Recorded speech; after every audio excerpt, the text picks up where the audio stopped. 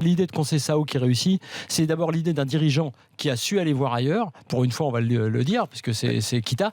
Et pour finir sur Conceição et pour élargir, c'est vrai que quand tu vois que Conceição, avec un effectif qui n'a pas beaucoup évolué, a réussi tout simplement en faisant, on va dire, en mettant en place un programme simple mais nouveau, c'est-à-dire arriver à 8h30 à la Jaunelière, départ le soir à 17h, 18h, on prend le petit déjeuner sur place, on fait attention à ce qu'on met dans le petit déjeuner. Évidemment, on double parfois les séances, 8h30 la première, etc., etc. Ça va paraître débile parce qu'on va dire ici, il suffit de faire ça, tout le monde peut le faire. Oui, n'empêche que ce qu'on voit sur le terrain de Nantes depuis un petit moment, c'est différent.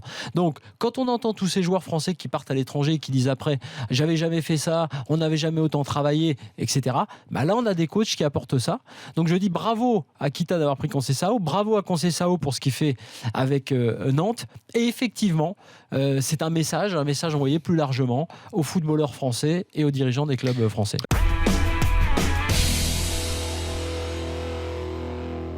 Je l'ai vu faire même si on a fait des reprises de volée avec des nouvelles machines, là, tu sens que le geste, quand tu es proche de lui, tu sens que c'est fluide.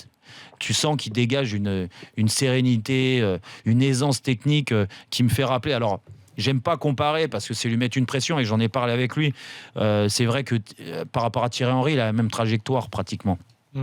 Il vient de l'INF Clairefontaine, il jouait dans une équipe de banlieue parisienne, il part à Monaco. Il a un peu le même style c'est un peu le même style, même s'il a sa façon de jouer, il veut pas le copier, il a très bien raison, même si ça lui sert d'exemple parce que c'est un de ses modèles. Franchement, je me dis qu'il va faire une très grande carrière.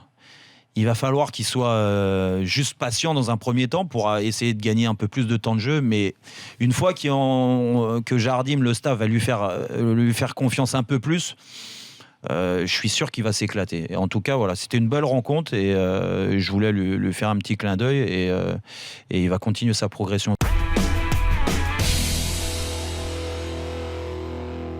J'essaie juste de comprendre à quelle évolution on est en train d'assister. Et je crois que oui, le foot anglais, en plus avec ses équipes qui sont composées de plein de joueurs qui viennent d'horizons divers, qui sont soumis à de grosses surcharges de travail et qui souvent se blessent. Il y a beaucoup de blessures, mais il y a des effectifs larges, ce qui fait que tu sors un mec, tu remplaces par un autre mec. Limite, tu n'as presque même pas tout le temps besoin que les gars soient super au point tactiquement, puisque ce que tu leur demandes, c'est de jouer en bloc, d'être dans l'intensité, et avec les joueurs de talent, d'aller gagner du 1 contre 1. Voilà l'évolution que j'ai notée.